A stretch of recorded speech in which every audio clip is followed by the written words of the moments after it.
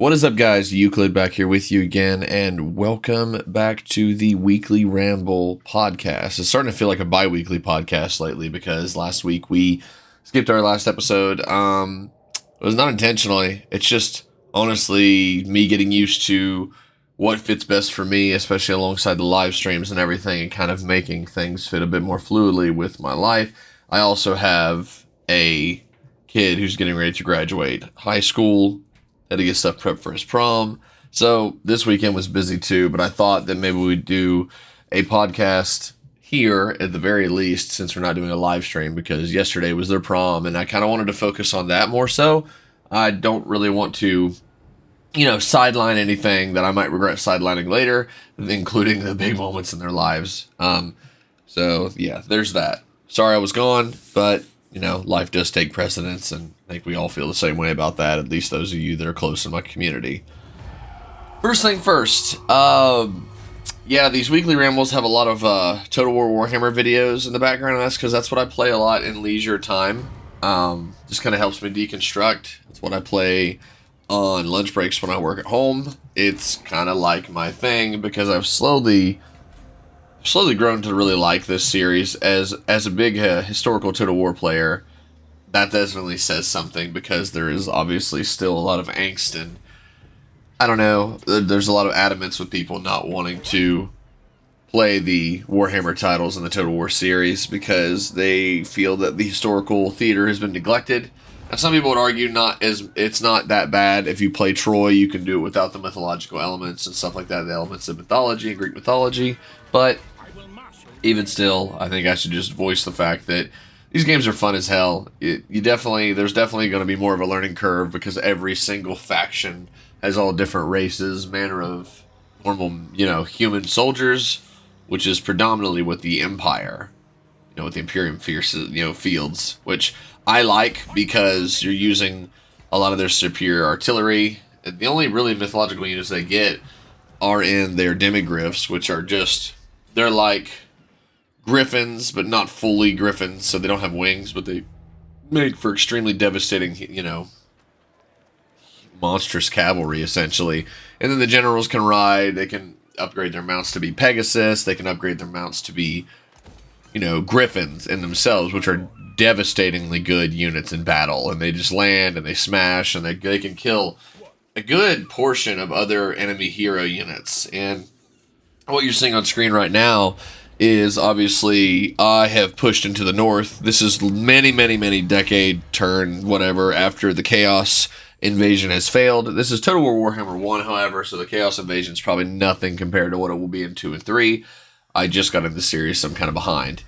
Upgrading my generals, making sure things are the way they want to be. I'm only talking about this because this is really all that's been going on, other than what has taken place in my personal life with my kids and my family. So I'll just ramble about what I do know right now. What I do know is that the live streams have been going really great, and I want to live stream some other stuff, and I was thinking about Stalker as well. I think I will finish Stalker Shadow of Chernobyl in a episodic series, and then any other future series I will do in live streams, and maybe doctor them up a bit for those that have, don't get to watch when we stream it live, and we'll just kind of go from there. I think that's something that we could definitely do. And I feel really good about it. That's something that I enjoy, and it doesn't take... I'm going to be honest with you guys. Making the episodes and stuff takes a lot more time than I would desire, especially because this is just a hobby. And, of course, I wanted to become more than that and everything, but to be realistic and to not lose my mind and be constantly disappointed, I think I should make it as enjoyable and as stress-free as I possibly can. And so, yeah. Plus, sometimes, you need to enjoy these vices, these hobbies, video games. Let's just say video games, because we all know that's what I'm talking about. We need to enjoy those as much as possible. Don't end up hating them, and I end up not wanting to play video games if I get burnt out, making episodic series in different games. So I'm no longer really going to do that predominantly. They don't perform well. It is an age-old thing. It is okay, first of all, Let's Players, especially on YouTube, but Let's Players, it's a flooded market, and you're essentially just trying to outlast other people. A wise person told me that recently. Someone who knows a great bit more about how to combat the algorithm than I do. And I plan to do more episodes because YouTube likes that. So I'll continue with the Stalker series, and we'll kind of see where we can go, from there. Oh, I missed that with the chariot on screen. So, yeah. Let me just tell you what's going on in the campaign right now, because I'd like to do episodes where I kind of explain, what is taking place within the campaigns. So right now, it is long after I've conquered most of the Imperium lands, if not all of them. All other factions either were conquered in the early war. When Chaos invaded, we kind of all allied. They looked upon me favorably. Middenheim and Nordland to the north, or whatever it was, all the different northern Imperial factions joined me in a confederation, which other factions don't look upon favorably. They don't like the sudden power grab. They don't like the ambitious move. It scares the shit out of them. Because now I'm the most powerful faction in the game. I'm not playing on the hardest difficulty because it was a big learning curve for me to play with all these mythological units. And of course I didn't want to hate it and then hate it again because it was not only was it hard, but it wasn't historical. But no, a lot of the units feel realistic. Bullets actually do cut down infantry. I like the pike and shot Holy Roman Empire kind of styled theme they have going on for the Empire. And I think that's why I like playing as them. And it was a good starting faction. It was either going to be them or Bretonnia. Bretonnia is like kind of a hybrid faction between medieval France and England, I would say. Maybe that's not the most accurate way to describe them. And I probably would try them next because there's just something about using regular soldiers, and other factions are fielding all these big, powerful, mythological, and just seemingly impossible to beat units, but with cohesion and superior firepower, you can even the playing field, and that's something I really like about playing the human factions in Total War Warhammer. It's fun. It's fun as shit. I really enjoy it, and I cannot stop playing it, so I'm probably going to squeeze every amount of nectar if I can out of one, mainly for financial purposes. I don't want to go buying other games. And then, because I plan them on Epic, they gave it away for free, but unfortunately Total War Warhammer 2 is not available on Epic, so I can't do the larger map because each game, Warhammer 1, 2, and 3, technically, as everything's get ironed out and they get optimized, they become an expansion to a much larger map, which is really exciting, but can't play them on Epic. I prefer Steam, probably because it's grandfathered in as the one that has all my games on it, which could seem unfair, but Epic's launcher's not bad. I will at least give it that. So, to keep you up onto the campaign, because I really don't have a lot to share other than my kid went to prom and they had a pretty good time, and, I wanted to focus on that. What's taking place on screen right now is there is a faction you're seeing, one of my characters in my court, the Emperor's Eye, Berthold Pritzka. Is that really what I think it is? I'm going to say Pritzkek. And that we're going against a Beastman tribe, the Redhorn tribe, which they crop up every now and then just for the sake of, I think, preventing the game from getting mundane from peace, because Warhammer is not known for its peace, whether you're playing tabletop, reading the books, or now the Total War part of the games, right? Ungrol Stoneheart is the name of this chieftain leader. The Beastmen are basically considered an abomination by the Wood Elf faction in this game, and they're essentially they're like nature-based mythological creatures, but they're very much ruled and driven by chaos. Chaos is a driving force that most reasonable factions, whether they like each other or not, all hate equally or more. Nobody hates the Beastmen more than, in this game, Orion, leader of the Wood Elves. And the Wood Elves are very much like a faction of a combination of different things. Since, Warhammer, everything pretty much ripped their IP from Lord of the Rings, so I'll just describe it like this. And that's not a bad thing. They're a combination of Wood Elves, Ents from Lord of the Rings, so tree people, tree kin. You have different types of flying cavalry and units, so almost like nature-based horses. It's really hard to say, but I really like it. There's even these scarier looking units that look like they've been completely tarnished by war, such as Durthal, who is like an Ent, but he's completely grown himself to be outfitted for war. One hand is a massive claw-like thrasher, and the other hand carries a big elemental-looking sword. It glows orange, bright, vibrant orange-esque gold, like the different spells from Doctor Strange, and it's really cool. So the biggest thing about the Warhammer Total War games that is amazing would obviously have to be their variety.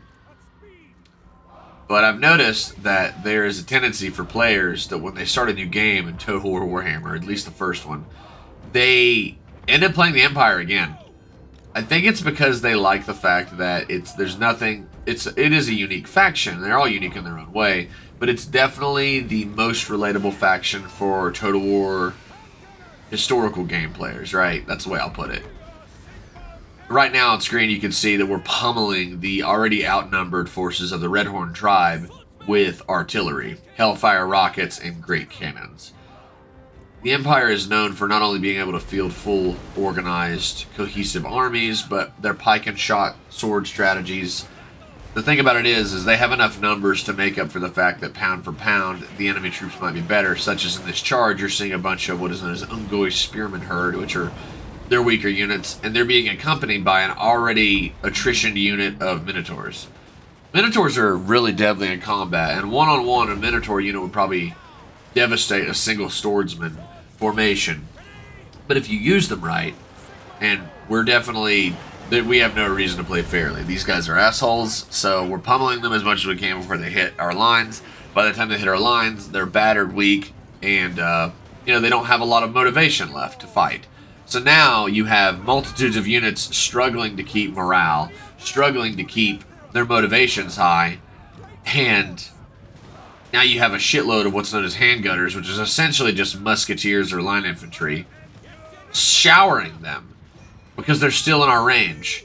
You also have artillery in the area, and then one of my favorite units in the game thus far, and I'm still new to Warhammer in general, but I do have some books I've never read that I plan to read, is the Reichsguard. And I mean, it is based on like a Holy Roman Empire, pike and shot based German empire. The only thing that sucks, I think, that could have been better is that they would have given them at least German accents with English, or maybe gave you the option for them to, speak German with subtitles. But that would have been amazing. At the very least, because it was a missed opportunity. But there's a lot of life left in the Total War Warhammer series, and I really look forward to seeing what life, lies ahead for it. But yeah, as you can see on the right here, I have my Reichsguard kind of charging home in formation with a lot of these Ungor Beastmen. They're all weak infantry units, but they have numbers, they are fast, and they're more of a horde, so it's a horde mechanic, and you can actually get a DLC to play as them, which I always thought would be interesting to play as a faction that is technically weaker, but more mobile, doesn't have to worry about protecting territories, they just destroy wherever they go. Pretty sure there's also a DLC, in fact I know there is, to play as the Chaos Warriors. But I really don't have an interest in playing as the big baddies and the big bad armor, and they're just so bad and edgy. I really like the thought of fighting those guys. I don't know what it is. Maybe it's because I'm just set in my ways, but there's something really fun to me about fighting a superior enemy. Because when you win, if you win, the feeling is so satisfying. Man, these Reichsguard are just shredding through them. Cavalry is absolutely necessary in this game more than almost any other Total War game I've ever played to run down routing enemies before they reach the edge of the map. Of course, this general here, one of many, has an ability that I just triggered to stop enemies in their tracks, and I use that so that he just pummels through them with his griffin. Karl Franz, who is the leader of this game, and he might be, I don't know much about the lore, so be easy on me if you do, but he is essentially the de facto emperor. He is the emperor. But it's not a normal system with how their emperors work. Their elect system and everything, which would be fun to go to in a future video. I guess what I'm trying to say is, I thought it would be cool to do some Total War content on the channel. Because I'm enjoying it so much, and it's really a nice change of pace from the Stalker and Metro content, which I love, but I thought it would be cool to kind of have something different going on. I don't know if a different channel would make more sense. My channel is still so small, but it is so convoluted, and there's so many different things on it that I think people struggle to come back because of the fact that my channel has so many things going on at once, and that could probably be a little overwhelming, like, can we just pick one thing? And I'm like, no, I can't, because when I record, it is usually a choice between playing casually with the camera off, either with my friends or alone, or I'm recording. But I can't do both because of time constraints. That's why I went to live streaming. So yeah. I enjoy this, though. This right here is fun to me. I really like. It's kind of making me want to get more into the lore of the series of the Warhammer. I wanted to learn more about the Empire and Sigmar and Galmaraz. I want to learn more about all of that lore. I really love the Reiksguard and the Empire Knights. They have more of a kind of a matte black metal die-cast look to their armor, but the Reiksguard are like some of the most elite cavalry, some of the most elite shock troops in the Empire's ground forces. And it's funny to say ground forces when it's horses with lances, but there are air units in this game. So, which, you know, strangely enough works, but we are talking about a fantasy game. Yeah, it was a decisive victory because our casualties, we lost 11 and they lost 857 people. But make no mistake, even our harder difficulties, I have seen and have been told that you can still make outcomes like this, but their army was already suffering from some attrition because this territory, as you can see here, yeah, they were waiting in ambush for me, but our units are so well trained. There we go. This used to belong, because it's in the south, to the Border Princes. More specifically, I think it's the East Border Princes. No, it did not. It belonged to the human faction of Telea, but Telea was already wiped out. And I think it was either in a war with the dwarves. Oh, no, I think it was in a war with the Border Princes. The Border Princes, marked in yellow on the map there, are kind of like a minor Imperial faction. They have the same unit roster and everything, south of the Empire. But they start in a very precarious situation. You know, they start in a very challenging, I would argue, position, where to the south is the Badlands and the Orcs, and they are, as an AI faction, just looking to confederate or to ally with a bigger faction. And they will fight long and hard for that faction. In this case, they chose to side with the dwarves, because as my empire started growing and becoming larger, the ambition was seen by all other major factions, especially Thorgrim Grudgebearer, who is the leader of the dwarves, at least at this point in the canonical lore, I hope, of Old World Warhammer, sorry. So it's really interesting. I never thought I would get into Warhammer. I have a couple of buddies who are ate up with it.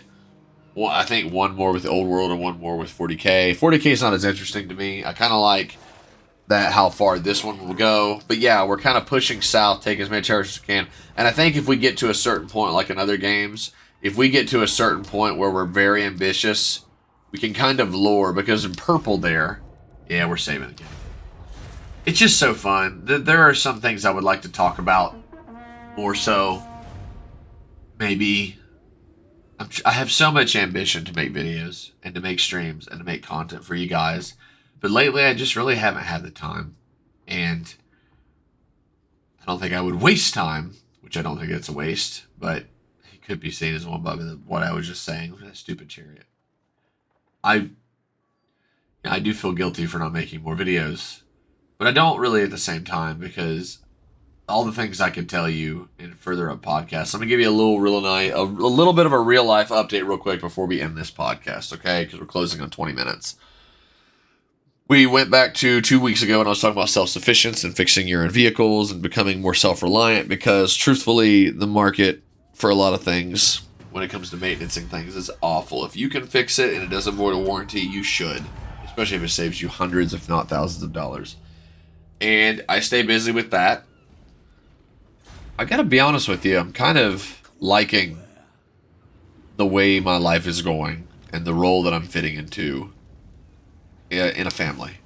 I never thought I would really enjoy that when I was a lot younger, but who did? What teenage boy did? But even in my late 20s, I didn't think that it would be something that I would find myself suited towards. But that's what it means to be pleasantly surprised or just wrong. I guess what I'm saying is that I'm actually really happy in my personal life. And, you know, there are a handful of you that like these series and, you know, that like to hear about that. So that's what this podcast is for. Plus, it's easy to make and I can kind of chill and just ramble. That's what we call it, the weekly ramble. So really, with that being said, guys, I think I'm going to call it a quits. We'll call it cuts now. And overall, I hope you guys have a good week, because I know that lately, with as busy as we've been and with the weather back and forth and just kind of feeling like crap, the motivation has kind of been stemmed away, but it always recircles.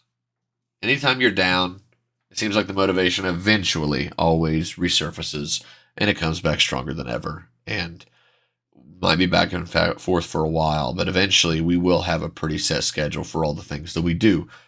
The first two examples of that, I think for the most part, are this podcast and the Metro Exodus live streams. And let's see if we can fit a number 3 and a number 4 on there for things we do regularly that you can look forward to on this channel. So that was it for this. That was it for the April 10th Weekly Ramble podcast. I'm your host, Euclid. Thanks for sitting down, and I hope that this helped you pass the time while doing some mundane task. And with that being said, I'm going to go now and finish recording, finish editing this video and getting it out to you guys. I'm trying to debate if Sunday or Monday is a better day. Well, you will know depending on when this is live. So until next time, guys, I'm Euclid. Thanks for tuning by for the podcast, and you all have an excellent next week.